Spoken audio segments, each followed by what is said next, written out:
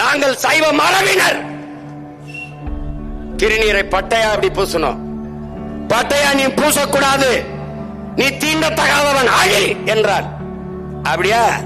படுக்க போட்டு பட்டையை போடுறது, நிமித்தி போடுறா, நிமிரா என்று எதிர்ப்புரட்சி செஞ்சான். அவன் தான்டா வைகுந்தன். முட்டிக்கு மேலே முட்டிக்கு கீழே வேட்டிய கட்டக்கூடாது. அப்படியா? ஏடா தலைக்கு மேல கட்டான் கட்டான், அவன் தான்டா வைகுந்தன். எந்த மதம் என்னை தீண்டத்தகாதவன் என்று தள்ளி வைக்கிறதோ அந்த மதம் எனக்கு தீட்டு என்று அன்பு வழி என்று தனி சமயத்தை கண்ட புரட்சியாளன்டா என் பாட்டன் வைகுந்தன். நீ அவனை முடிவற்ற கடவுள்ங்கிறா. டேய், உங்களுக்கு முடிவு கட்டி தாண்டா அவன் பேரம் போவேன். டே, உங்களுக்கு முடிவு கட்டி தாண்டா அவன் பேரம் போவேன். ஒரு பைத்தியக்கார கூட்டத்துக்கிட்ட சிக்கிக்கிட்டோம்டா நாங்க.